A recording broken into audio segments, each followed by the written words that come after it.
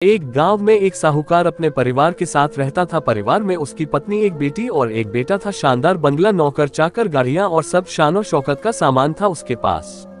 गरीब लोगों को बहुत ज्यादा सूद यानी ब्याज पर कर्जा देना उसका धंधा था। अक्सर लोग तंगी के दिनों में या किसी त्योहार या ब्याह शादी के मौके पर उस साहूकार से कर्जा ले लेते थे। जब फसल अच्छी होती तो थोड़ा थोड़ा करके उतारने लगते, लेकिन जिस वर्ष सूखा पड़ता तो कर्ज तो छोड़ो, गांव वाले सूद तक नहीं दे पाते थे।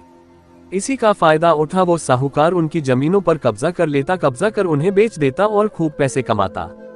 इस धंधे में उसका बेटा भी उसकी मदद करता। दोनों बाप बेटा हर समय किसी न किसी गरीब की जमीन हड़पने की योजना ही बनाते रहते। एक दिन शहर से एक व्यापारी आया और साहूकार से गांव में जमीन खरीदने की इच्छा बताई। साहूकार की खुशी का ठिकाना ना रहा। घर बैठे बिठाए जमीनों का ग्राहक मिल गया। साहूकार ने उस व्यापारी को बहुत सी जमीनें दिखाई जो उसने कर्जे के बदले गांव वालों से हथिया ली थी, लेकिन उस व्यापारी को कोई भी जमीन पसंद न आई।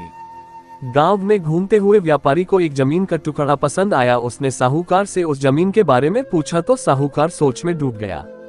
असल में वह जमीन तो एक बिन माँ बाप की लड़की की थी जो वहां पर रहती थी। उस लड़की के माँ बाप ने साहूकार से 20,000 रुपए कर्ज लिया था, मगर उसे चुकाने से पहले ही उनकी मृत्यु हो गई।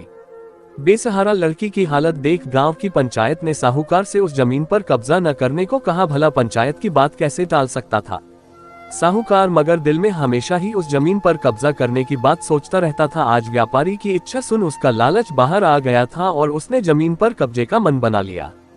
कर्जे के सारे कागज ले वह उस लड़की के घर पहुंचा और कर्जा वापस करने की बात कही। जब लड़की ने अपनी दुर्दशा बताते हुए और समय मांगा तो साहूकार ने कब्जा करने की धमकी दी।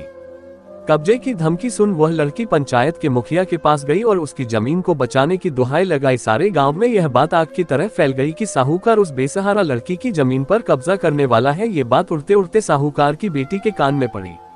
अपने पिता के लालच की बात सुन उसके मन में बहुत दुख हुआ। उसने अपने पिता से इस बारे में बात करने की कोशिश की, लेकिन साहूकार को तो सिर्फ बहुत बड़ा मुनाफा ही दिख रहा था। उसे बेसहारा लड़की की दुर्दशा या अपनी बेटी की निवेदन का कोई असर न हुआ और उसने उस जमीन पर कब्जे का ऐलान कर दिया।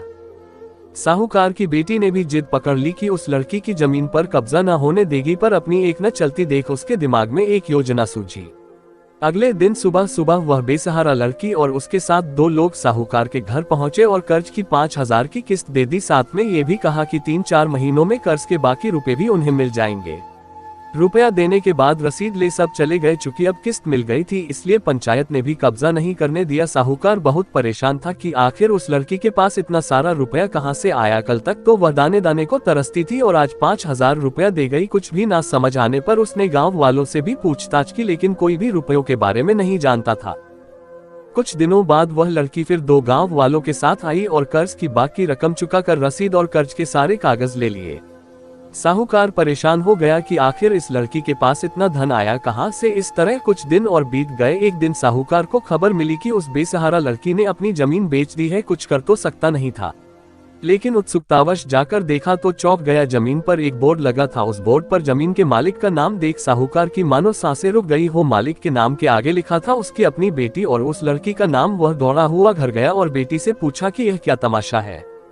तब उसकी बेटी ने उसे बताया कि उस गरीब लड़की की मदद के लिए उसने अपने सारे गहने बेच डाले ताकि उसकी जमीन आपके कब्जे से बच सके, लेकिन जमीन आपसे छुड़ाते ही उस बेसहारा लड़की ने उदारता दिखाते हुए आधी जमीन मेरे नाम कर दी। बेटी ने उसे समझाया कि आप तो उस लड़की का आखिरी सहारा भी छीन रहे थे, मगर उस लड़की का बड़प्पन तो देखो, उसने जमीनन छुड़ाते ही मेरे गहनों के बदले अपनी आधी जमीन मुझे दे दी। ये सब सुन साहूकार को शर्मिंदगी महसूस हुई और उसने भविष्य में कभी किसी की जमीनन न हड़पने का वचन दिया।